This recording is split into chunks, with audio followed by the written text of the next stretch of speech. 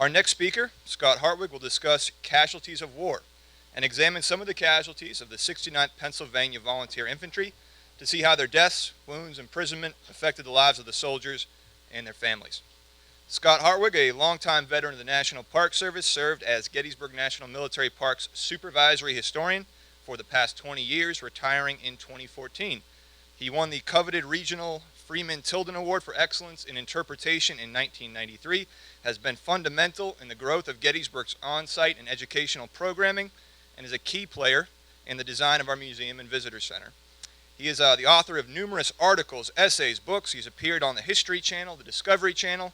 His latest book, To Antietam Creek, the Maryland Campaign from September 3rd to September 16th, was published in 2012, and he is currently working on the much anticipated second volume, which covers the battle and the end of the Maryland Campaign. Please join me in welcoming my friend, my mentor, Scott Hartwig.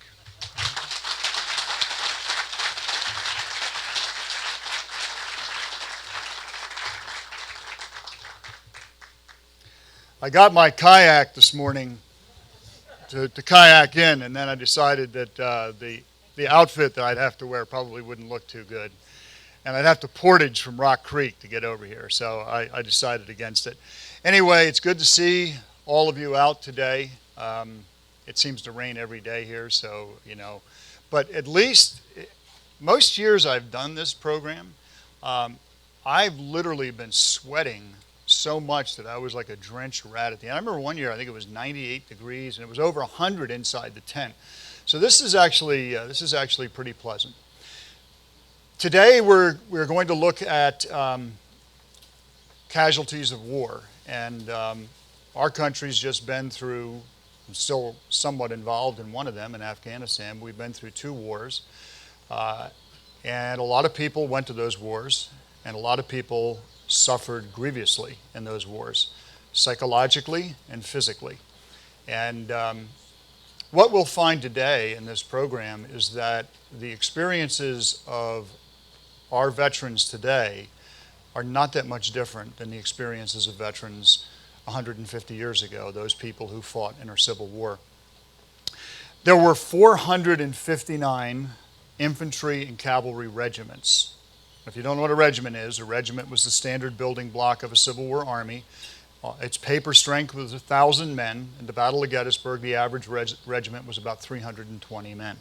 So there's 459 of them, infantry and cavalry, and 132 artillery batteries that participate in the Battle of Gettysburg. That represents a little over 160,000 Union and Confederate soldiers.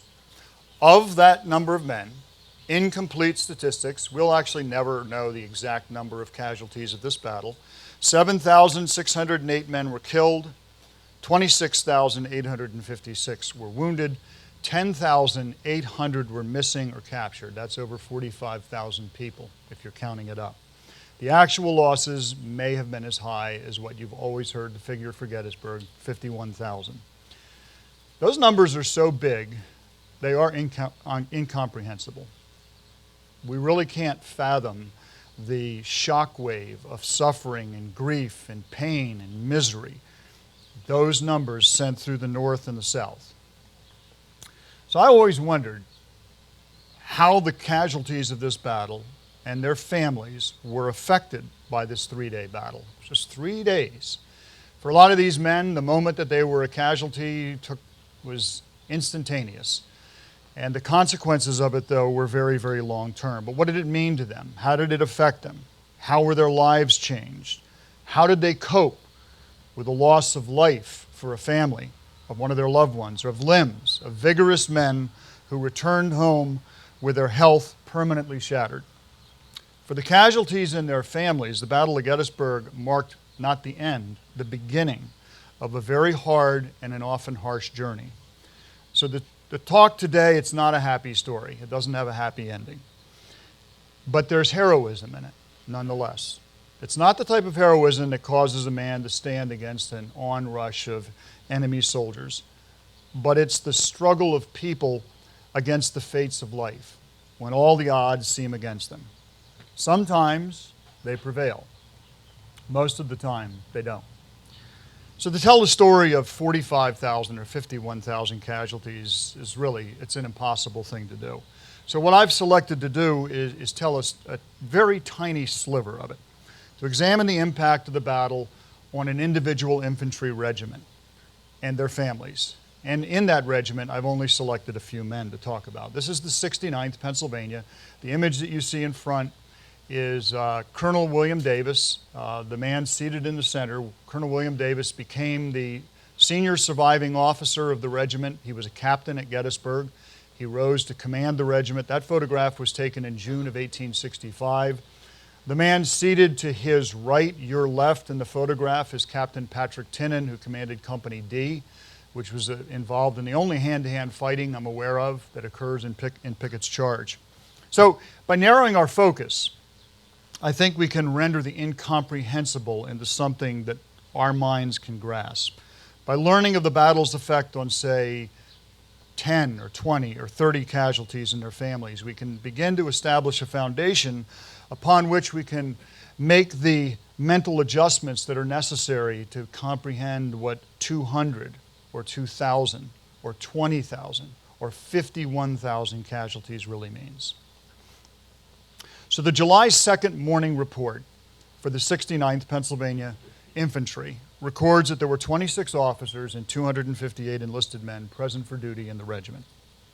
This represented less than 0.5% of the total present for duty of the Army of the Potomac. Less than 0.5% of the total present for duty of the whole Army of the Potomac. They were a tiny, tiny cog in a giant machine of war.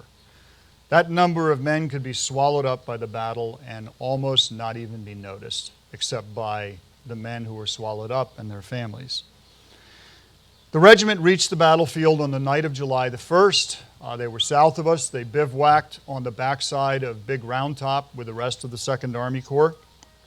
And then on the morning of July the 2nd, they marched up the Taneytown Road, which is the road many of you probably came into the visitor center on. And they moved up onto Cemetery Ridge, which became the line of battle for the Union 2nd Army Corps. There we go. This is the monument to the 69th Pennsylvania today, and the farm that you see in the middle ground is the Nicholas Kaduri Farm. So you're looking in this image to the west. The small markers to the right and left of the monument are company markers. This is the only monument on the battlefield that actually has company markers. They marked where every company of the regiment was located. The 69th belonged to the 2nd Brigade of the 2nd Division, but everybody called them the Philadelphia Brigade because all of the regiments in the brigade, the 69th, the 71st, the 72nd, and the 106th, had been recruited in that city. And the 69th also was somewhat unique in that most of the men in the regiment were Irish. Not all of them, as we'll see, some of the men we'll talk about weren't Irishmen, but the majority of the regiment was Irish, and it was considered an Irish regiment. In fact, the state flag that they carried was actually the flag of Ireland, and they carried a national flag as well. So they're going to take this position on the morning of July the 2nd, and this position in 1882 looked like this. So that's the clump of trees that you see to the left of the horse. That's the one that has the iron fence around it today. You notice that there's two clumps. When I first came to Gettysburg in 1979, there were two clumps. But our visitation was so great over the years, it compressed the soil and it wiped out the second clump. So all we have left is the big clump. But that's what it would have looked like to the men of the 69th. This image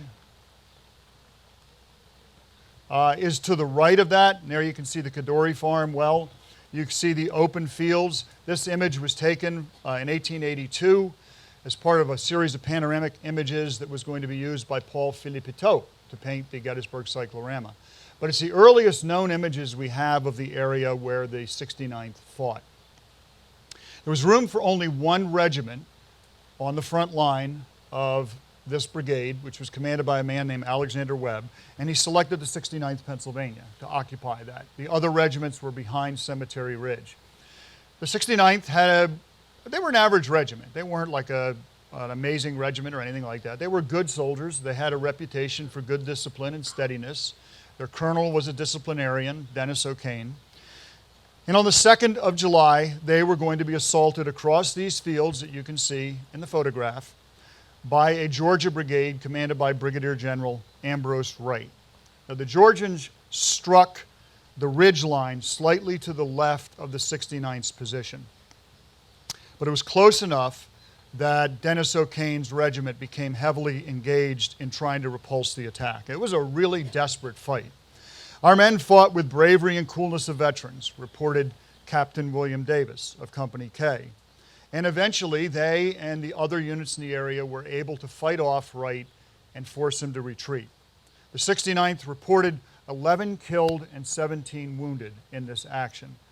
Although in studying the regiment, it seems that those losses were higher than what they actually were. They probably lost 6 killed and 12 wounded. For the Battle of Gettysburg, that wasn't very high losses. For today, if we were part of that unit, we'd probably think it was pretty substantial losses. But for the regiment, it represented almost 10% of their strength that they lost on July the 2nd. But it was just a precursor to what was coming on July the 3rd. Now on the 3rd, this is the position of the regiment. You can see all the lettered companies. And the companies were organized by the seniority of the captains oftentimes. That's how you determined where the companies were. You'll notice on the right of the 69th is the 71st Pennsylvania. Either 2 companies or 1/2 of the regiment, there's dispute as to how much was there, occupies where the stone wall formed an angle. That's known as the angle. The clump of trees behind the regiment, that is known today as the high water mark, if you've ever heard of those 2 terms with Gettysburg. You notice on the left of the regiment, the 59th New York. On the right rear, Battery A, 4th U.S. Artillery, that's Cushing's battery. And on their left rear, Battery B, 1st Rhode Island. That was a dangerous position that they were in because they had artillery right behind them. And that's always a chancy thing in case there's a premature explosion. Anyway, so that's their general position. July 3rd was relatively uneventful, except for some artillery exchanges in the morning. And then at 1 p.m., the Confederate bombardment that is going to precede Pickett's charge opens up. So the 69th will be subjected to artillery fire for almost 2 hours. And then at 3 p.m., the Confederate infantry appeared, about 12,000 Confederate infantry. And as you, I don't know if I can, there we go. Can you all, you see that? No. Well, where that top arrow that Garnett is pointing is at the 69th Pennsylvania. But they were literally in the vortex of this battle. In fact, the clump of trees was used as the landmark to guide the movement. And they are right in front of the clump of trees. You couldn't be more smack dab in the middle of a battle ever than what the 69th was in Pickett's charge. Union artillery fire failed to check the Confederate advance, although it took a heavy toll of the Confederates. They poured over the Emmitsburg Road. As they swept up the slope, the 69th and the other regiments poured rifle fire into them, felling literally hundreds of Confederate soldiers. On many points on the Union front, the Confederate attack was stopped cold, but it wasn't on the right of the 69th. Let me get up there. Okay. On the right of the 69th, where you see Armistead, you don't see the 71st Pennsylvania there any longer. That's because they were in a very vulnerable position, and the companies of the 71st that occupied the right flank of the 69th, the angle, retreated. And a crowd of Confederate soldiers captured that point. Also, Battery B, 1st Rhode Island, had been withdrawn and replaced by the 1st New York Light Artillery, Cowan's battery, which was firing canister at the Confederates on the left front of the 69th. Cowan's guns did a lot of damage to the Confederates. It also did some damage to the 69th. One of the guns was depressed too low, and canister killed some men in either Company G or Company K. It was unclear which, but men in the regiment recalled that friendly fire did kill some of their men. Earlier, one of the guns of Cushing's battery, firing canister prematurely, killed 2 privates in Company I on the far right of the regiment. So some of the killed of the 69th are killed by their own friendly fire, which is not an unusual incident in the Battle of Gettysburg or any Civil War battle. The Confederates at the angle surge over the wall behind Armistead. Armistead came up, he reinforced Garnett's men who were at the wall, realized that they had an opportunity to try to penetrate the Union defenses, and he leads a crowd of men over the wall. Now this, of course, threatened the right flank of the 69th Pennsylvania. So the three right companies, I, A, and F, as you can see here, A and I, make this movement, try to break back. Everybody knows the 20th Maine. The 20th Maine refused their left flank. They're doing the exact same maneuver here. We're refusing our right flank with three companies.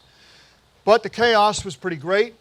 The company commander of Company F was shot through the head, never was able to deliver the order. His company stayed at the wall.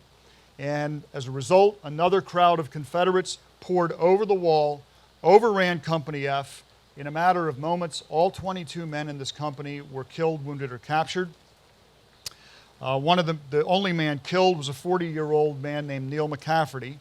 11 men were wounded. Both the lieutenants and 11 enlisted men were captured. And then the next company in line was Company D, which was commanded by Pat Tinnan. They were obliged to turn upon the enemy to their flank and rear. One of the men in Company I wrote that many of the enemy were here mingled with our own men. This is the hand-to-hand fighting that I talked about a minute ago. This diagram gives you an idea on the 1882 photograph of the position of the 69th and the Confederate movements. This is taken from the left of the 69th. You're looking up towards the right of the regiment in the direction from which this surge against the right flank of the regiment occurred. This melee with Company D, which one of the men in the regiment said saved our regiment from being overrun and captured, cost that company 8 killed, 7 wounded, and 2 captured, which is a huge loss for one company. Meanwhile, on the left of the regiment, near where this photograph was taken, the confusion caused by the fire in the rear by Cowan and the Confederate attack upon the right of the 69th allowed men of Garnett's brigade to press right up to the wall. So Confederate soldiers are going to come right up to the stone wall.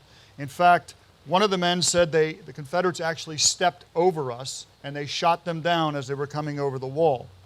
The center companies, E, C, and H, and some men from the left companies pulled back from the wall towards the clump of trees, and they huddled together in kind of a mob. We all fell back just as the Confederates were coming into the inside of the trees, wrote one man. And they made a rally, and then they were coming in all around. But how they fired without killing all of our men, I do not know. It was a terrifying, close-quarter, very bloody combat that no one who was in it could ever remember really with a great deal of precision. Kaleidoscope of events occurring. Joseph McKeever, who did survive it, probably summarized it best when responding to a question on the nature of the fight at that point. He said it was quite a mob. Everybody was doing the best he could. Help soon came to the 69th Union regiments behind them and to their left, rallied and poured fire into the Confederates. It's probable that some of this fire they poured into the Confederates hit more men in the 69th. I mean, they were in the middle of a lot of Confederates and a lot of rifle fire coming in. But enough bullets were directed at the Confederates that it broke their resistance and the Confederates began to retreat or surrender. The attack had begun at about 3 o'clock. By 4 o'clock, it was over. The infantry fighting, say at a range of about 200 yards and under, had consumed no more than 20 to 25 minutes. In fact, I would estimate that probably most of the casualties of the 69th occurred in a period of about 10 minutes. In his report of the battle, that was submitted on July the 12th, Captain William Davis, who was the senior surviving officer, all the field officers had been killed or badly wounded or mortally wounded, reported that they had lost in this action on July the 3rd, 32 killed, 71 wounded, and 18 missing. But that was revised, and the figure actually was probably 34 killed, 68 wounded, and 17 missing in action. So all told, in 2 days,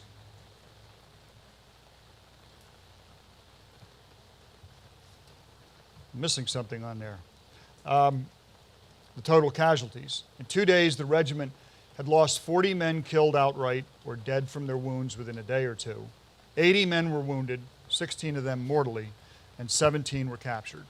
137 casualties, all in a relatively brief period of intense violence on the slopes of Cemetery Ridge. So how those brief moments affected the lives of these men is what we want to look at. This is the marker to Company K of the 69th. They're on the, not the far left, but next to the far left company of the 69th. And again, you can see the Kaduri Farm out in front. The knoll in between the Kaduri Farm and the marker, there were a large number of Wrights Georgians who came over that in the attack on July the 2nd. And in this action, Company K lost 1 man killed and 1 man wounded. Doesn't seem like very heavy losses. But let's look at the wounded man. The wounded man was Henry W. Murray. He was a 21-year-old Philadelphia bookbinder. A bullet struck Murray in the right eye and destroyed the sight in both eyes. John Buckley, who was one of his friends, led him to the rear for medical attention. And as they were going to the rear, 23 years later, Buckley recalled that Murray was begging me to put an end to that existence which he thought would be no longer endurable. Kill me. I can't live this way. Of course, Buckley didn't do it. Murray would spend the remaining 12 months of his military service in hospitals and be discharged from the Army in the summer of 1864 at the expiration of his enlistment. He received a pension from the government for his terrible wound beginning in November 1864. I can't remember the exact amount. It was probably about $12 a month. Somehow, though, Murray found a reason to live. He didn't commit suicide. And maybe one of the reasons he found a reason to live was a woman, Hannah James. They got married in Philadelphia on June 15, 1867. The couple eventually moved to Cleveland, Ohio. Now, how did they support themselves? Well, the pension records don't really indicate how they supported themselves. Henry didn't work, so Hannah must have done something to make money. Hannah must have worked. They may do in some way, but as the years passed, Henry's condition worsened. In 1874, in a statement to the pension office, he wrote that he was so permanently and totally disabled as to require the regular presence, aid, and attendance of another person to prepare his food for him, to conduct him from place to place, and to perform such other duties as personal needs constantly require. On this document that I looked at in his pension records, there was some evidence from Henry Murray of his struggle to maintain some shred of dignity that he had lost, been robbed of, by this terrible wound at Gettysburg. He signed that document, even though he was blind. The signature is very shaky, but it's clear that it's Henry Murray's signature. So Murray had found a reason to live, to go on, to fight this disability that he had. But he didn't win. He lost the battle December 10th, 1884. He was 42 years old. He died from what the surgeons diagnosed as Bright's disease of the kidneys. The physician thought it was brought on by the nerve damage resulting from the gunshot wound to his head. Hannah lived on in Cleveland, where she died in 1916. Now, farther to the right of Company K, actually to the right of the color company, was Company H. And Company H, in the action on July the 2nd, suffered 1 casualty. Now, this is the document from his pension file. This is Charles F. Kelly. He was a lieutenant. And Kelly was killed by a shell fragment that penetrated his brain. He'd enlisted in the regiment on August 15, 1861. His brother, Thomas Kelly, had actually recruited the company at 1140 Market Street in Philadelphia. If you're familiar with Philadelphia, you'd know where that is. Between August and September, Thomas recruited the company. It was an exciting time. I'm sure everybody was really pumped. Young Charles his enthusiasm is evident from the fact that he enlisted on the first day that recruiting commenced. The Kelly brothers had lost their father in 1855. And since then, the 2 boys, they had some sisters, but the 2 boys had been the sole financial support of their mother, Susan Kelly. And after their enlistment in the Army, they continued to send regular payments to their mother. As a captain, Thomas earned $60 a month, and Charles, who was a sergeant at the beginning of the war, made $17. So between the two of them, they were able to keep their mother fairly comfortable. And on September 17th, the Battle of Antietam, Thomas receives a wound that puts him out of action for several months. And during his absence, a vacancy developed for second lieutenant in his company, and they promoted his brother Charles to become the new second lieutenant. So this, for poor families, like most of the men in the 69th, most of these men, they came from very humble backgrounds. A lot of them were laborers before the war. They didn't have a lot of money. Remember, in America in mid-19th century, there is no social safety net at all. You're on your own if things go bad, unless family can help you. So it's a big deal because Kelly gets a pay raise of $28 a month. No longer a sergeant, now he's making $45 a month. But he's only going to muster for one pay on June 30th. 2 days later, he'll be dead on the battlefield at Gettysburg. So Susan, unlike many of the families of soldiers of the 69th, was able to afford to have her son's body removed from the battlefield and reburied in Philadelphia at the Cathedral Cemetery. She applied for a pension in September 1863 and was awarded the standard $15 that the government allotted for a dead second lieutenant. Also, she had to prove that he was sending money home to her, that he was helping support her to get the pension. Meanwhile, Thomas, her eldest son, recovers from his wound, rejoins the regiment, and goes into the 1864 campaign. He fights through the Battle of the Wilderness, he's at Spotsylvania Courthouse, and in the fighting at the Bloody Angle, he's mortally wounded. He dies on May 18th. So Susan Kelly has now lost both of her sons to the war. Before he died, Thomas asked Father Thomas Willett, who was a chaplain with the 69th New York of the Irish Brigade, who took Kelly's confession before he died, to write his mother. And this is what he wrote. "Tell my mother I have done all I could to take care of them as long as I could. Now I can't do it anymore. I have to submit to the will of God. I hope my pension and that of my brother will be enough to support my mother. And I beg of my brother-in-law Frank to see that she may not be in want." In order to save expenses, he had also expressed a wish that his body should remain where he fell. But I understood from Mr. McManus of Baltimore, whom I saw yesterday at the White House, that he subsequently consented to be taken home. May Almighty God come to your assistance and console you under the present trying and painful circumstances. It's clear from Thomas's statement that in the pension file of Charles Kelly, which this document comes out of, that Susan Kelly's financial resources were pretty slim.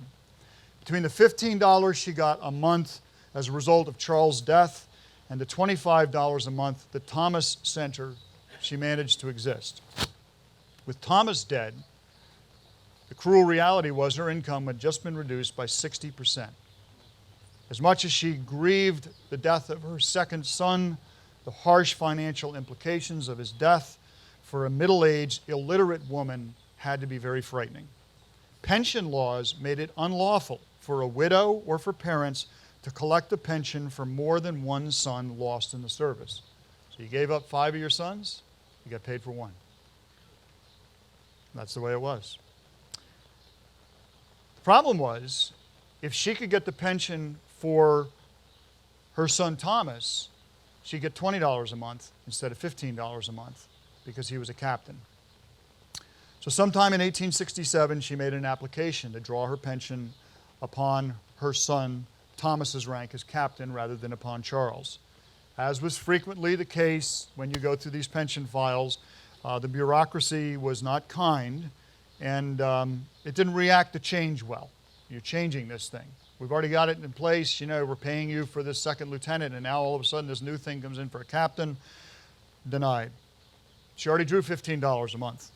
And apparently she didn't make a convincing argument or omitted to mention that her son Thomas had also been supporting her.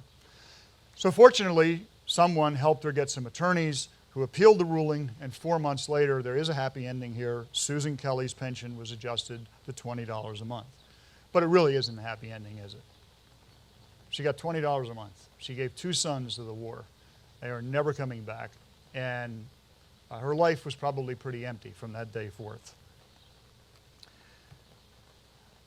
In the firestorm of July the 3rd, when the 69th had the Confederates pouring over the wall and the orders went out to companies I, A, and F to pull back from the wall and change front to face the Confederate attack, one of the men who would have supervised that, this document is out of his pension file. His name was Lieutenant Edward Harmon.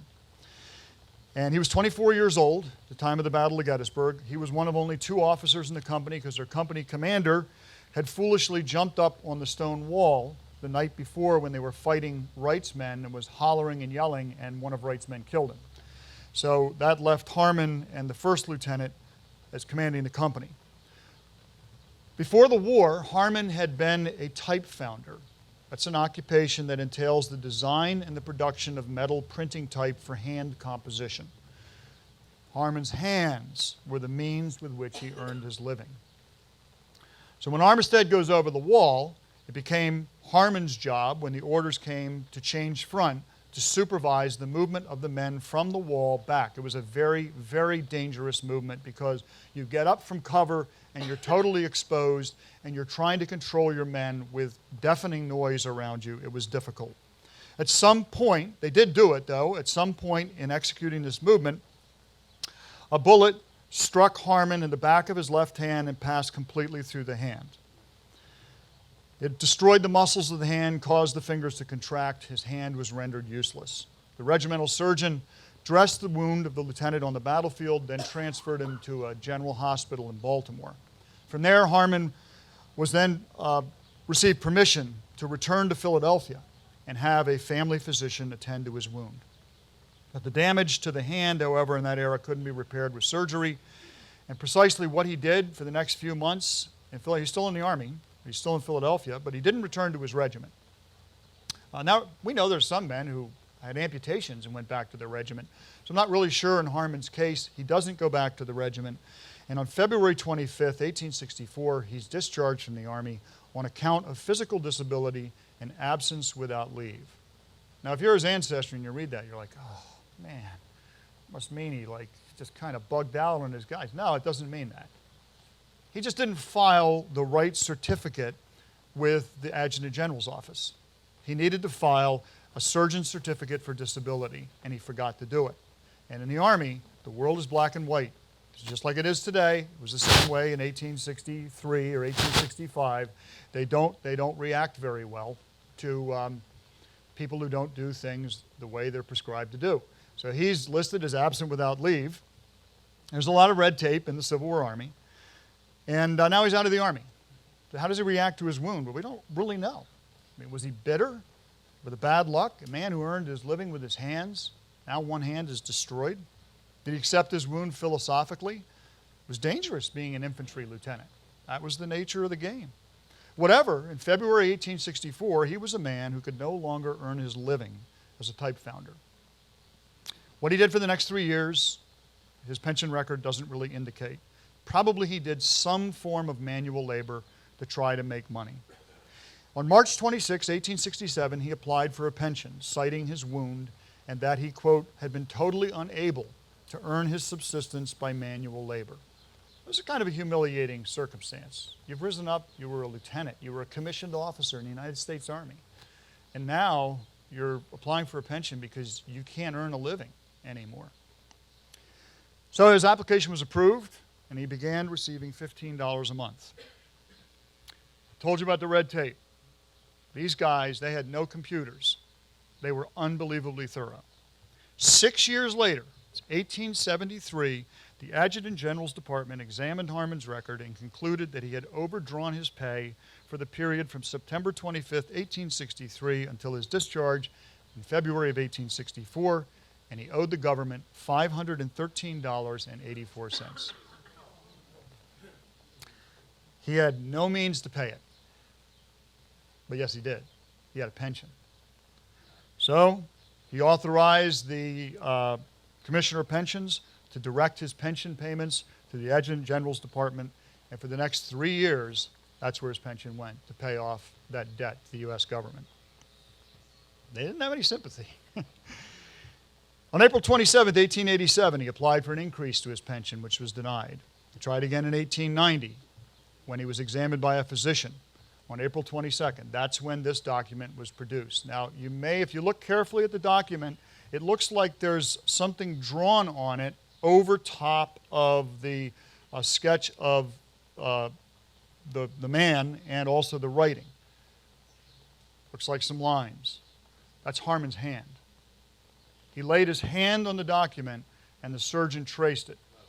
Looks like a claw. That was his left hand. I think the surgeon did that to try to emphasize the damage that had been done to this man. It was denied. Pension increase denied. So he submitted another application in 1896. It didn't work out either. How he fared, we don't really know. Nevertheless, what I'd say about Edward Harmon is despite this crippling wound and Army red tape that dogged him into the 1870s, he somehow made do. He somehow survived and he lived a long life. Now also in Company I was a 20-year-old private named Thomas Seeddiver. Before the war, Thomas had worked as a printer. He earned $4 to $5 a week, which was actually pretty decent pay for the privates who went into this regiment. He lived with his mother, Jane, who was a widow who'd lost her husband in 1840. So the husband probably died right around the time that Thomas was born. And Thomas was his mother's principal means of support. When he enlisted in the Army on August 19, 1861, he continued to send his mother nearly all of his pay in regular installments.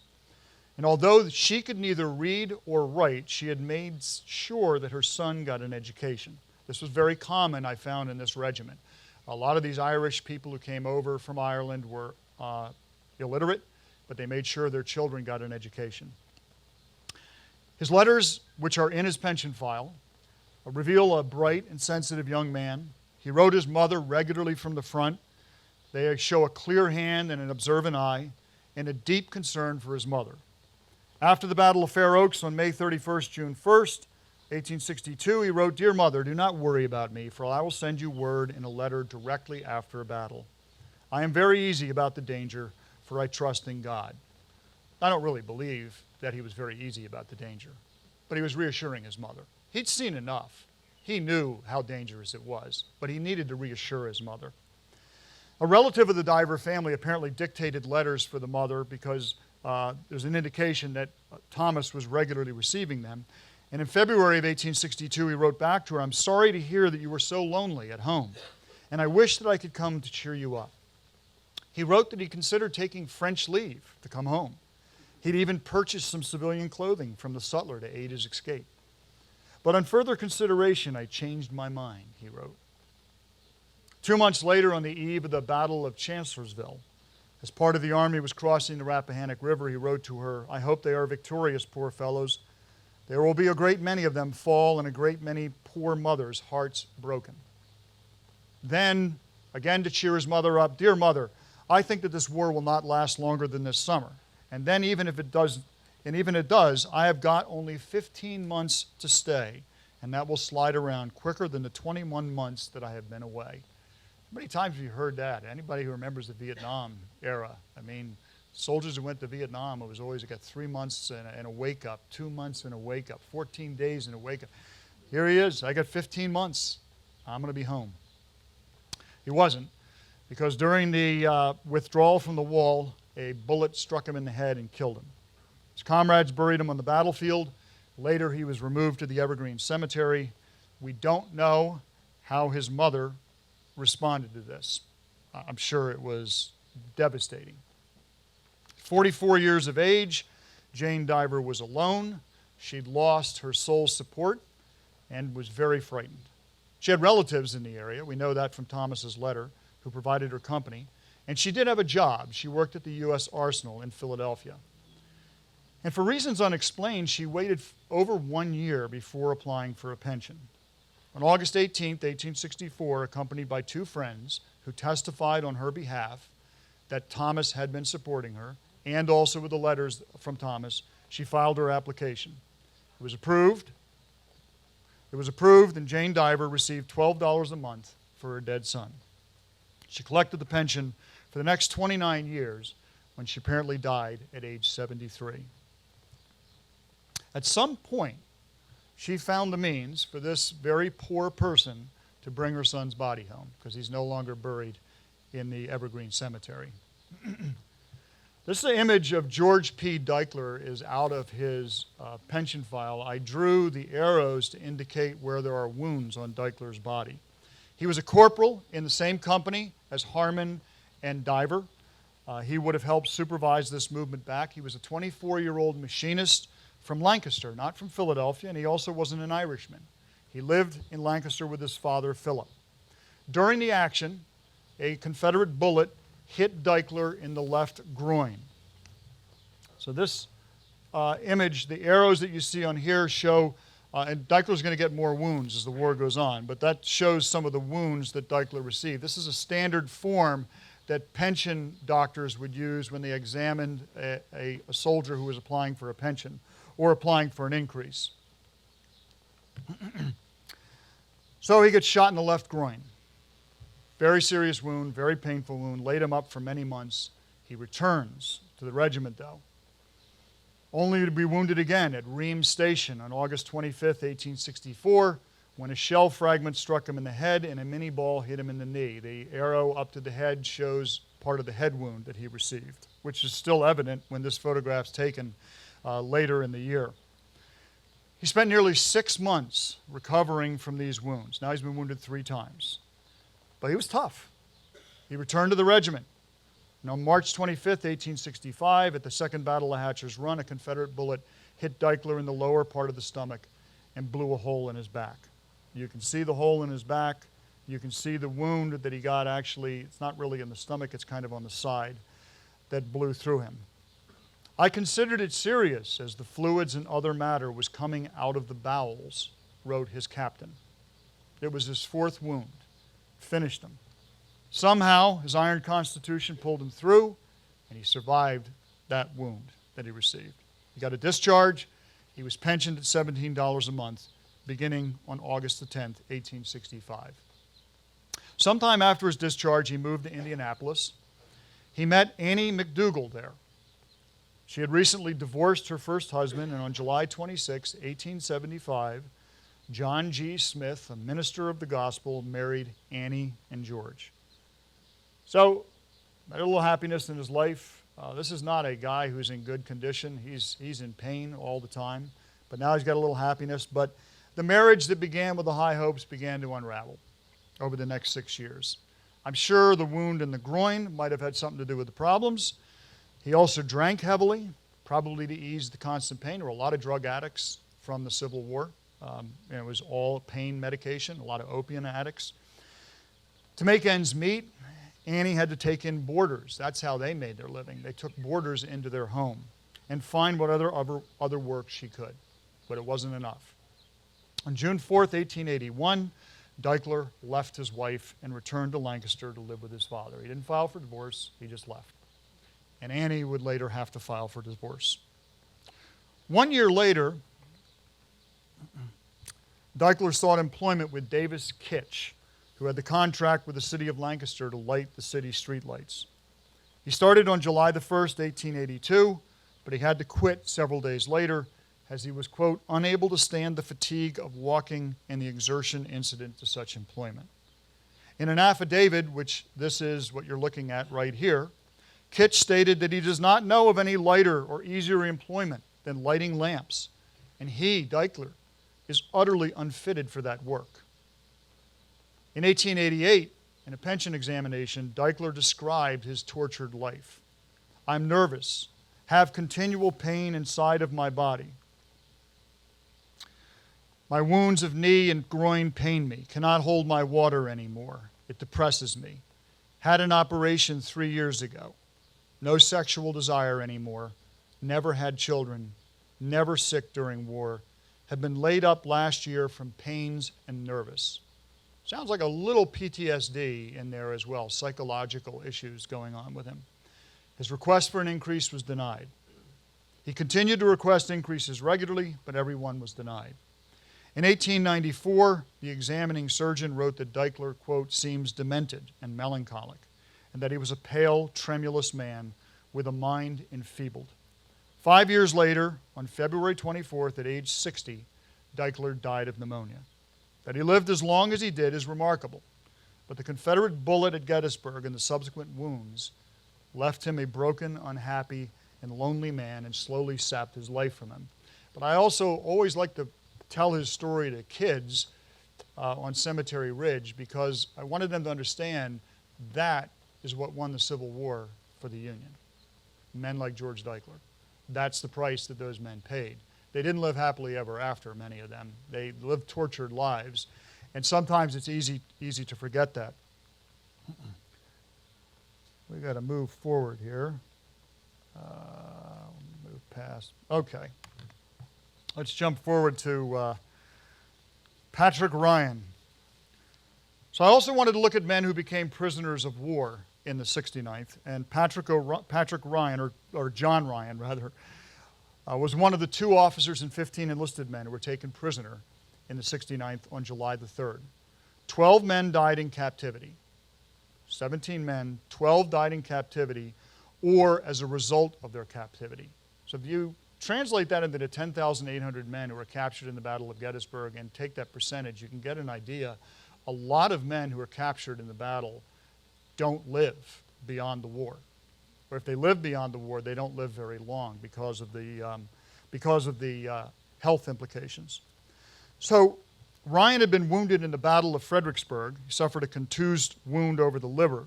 The blow reportedly affected his stomach, caused him to reject a great part of his food. 4 months later, he returned to the regiment following his wound, and then he gets captured at Gettysburg. Following his capture, for 18 days, they are marched from Gettysburg to Staunton, Virginia. He received little food. He slept in wet fields at night without any shelter from the rain. He's going to be transferred to Libby Prison, where the officers were held. The conditions there were better than they were at Belle Isle, which is the prison for enlisted men in Richmond, Virginia. Nevertheless, due to a shortage of vegetables and adequate food, Ryan contracted scurvy and dysentery.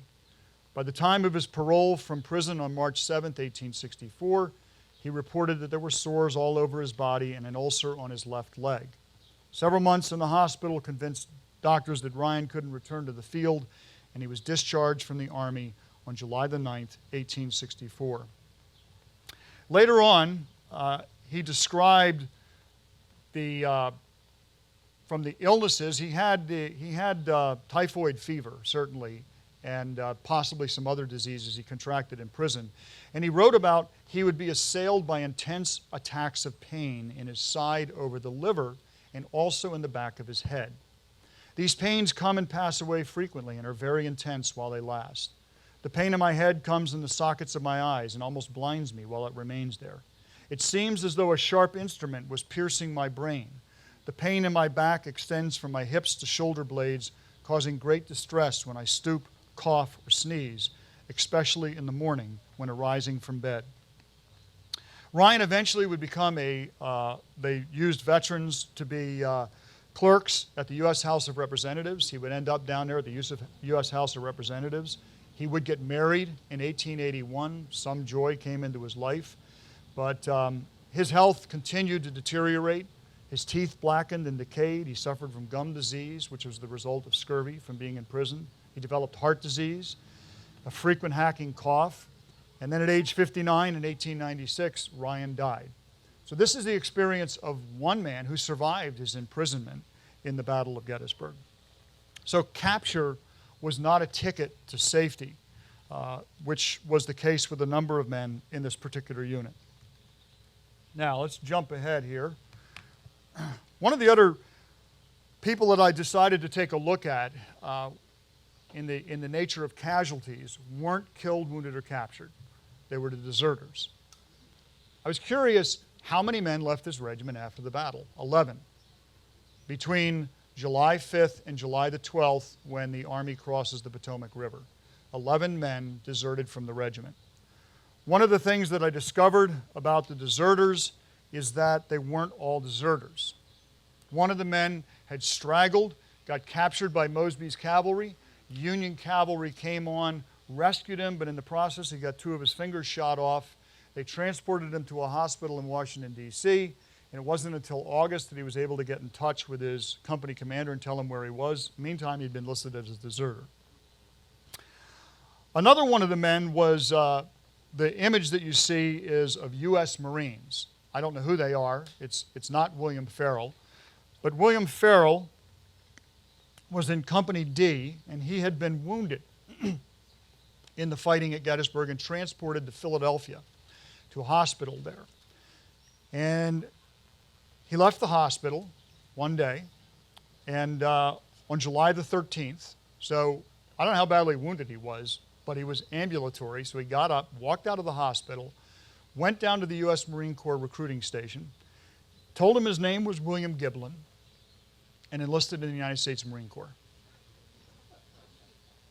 He apparently had some trouble with Dennis O'Kane, and he wasn't aware that Dennis O'Kane, the colonel, was dead.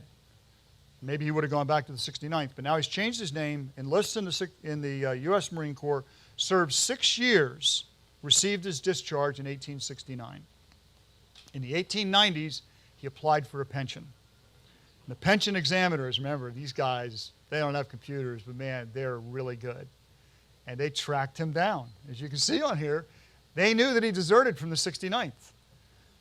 But it has a happy ending. He served honorably for 6 years in the U.S. Marine Corps. He got a pension for the Marine Corps. No pension for his Army service because he deserted. So a likely reason that many of these men, and there's many more stories, we don't have time to go into them all today, that they deserted was self-preservation that I can find. They passed unscathed through Glendale and Savage Station and Antietam and Fredericksburg. And then came Gettysburg, and Gettysburg was just unbelievable. We don't know what close calls or other experiences each one of these men had in that close quarter engagement, who they lost, what comrades they lost, how they may have felt, I'm not going to survive another bloodbath like that. I can't do it anymore. Some men, some people say that it's like you have a cup, and every time you go into combat, you fill it up a little bit more, and eventually it's full, and you got nothing left. And that may have been the case with some of these men. Whatever the case was, the war and their decision to desert permanently altered their lives. William Farrell had to change his name. He became William Giblin. Others, George Hawes was another one. He joined the Merchant Marines, was never heard of again. You could never go back. You could never go back to the life you had before. So this is a story of just a handful of lives in this gigantic battle that were abruptly and permanently altered by the Battle of Gettysburg. To learn of what they endured can give us some slight idea of the awful reality of what that battle really meant to tens of thousands of men, women, and children. There's no pomp and circumstance, there's no bright flags, no bayonets glistening in the sun, there's no glory to be won in this struggle. These are just common people struggling with the harsh blow that war had dealt them. Most of the stories have unhappy endings. Susan Kelly, her 2 cherished sons, dead and left alone and dependent upon a government pension to survive. George Daikeler, dying alone and unhappy. Hopes and lives shattered. This was the bitter fruit of that terrible battle. Yet there's a quiet heroism, I think, about all of them. Henry Murray, with his eyes shot out, finding a reason to live after all. George Daikeler, who could have sought and received a medical discharge for his Gettysburg wound, but didn't, and returned and paid a terrible price. There's a story of another story I didn't have time to tell you about, of another soldier who was captured. He eventually died. His wife died. His children were left in the care of his father, and his father threw the kids out on the street, applied for a pension, and received the pension for 3 years, claiming he was supporting the children even though he had turned them onto the street. 3 years later, the sisters of the dead soldier's wife took him on, and they won. They got the pension stopped and took care of those 2 girls who lived into the 1920s. There's a document in the pension file from the 2 daughters of Edward Bushell. So there were people like that who faced these challenges with courage and heroism. There's the story of women who have young children who lose their loved one in this battle and then go on and find a way to raise those children and give them a good life and continue in their life when it probably would have been easier to just give up. So their courage was different than that was shown on the battlefield. It was the courage to face life when it would have been easier to just give up and die. Thank you very much, folks.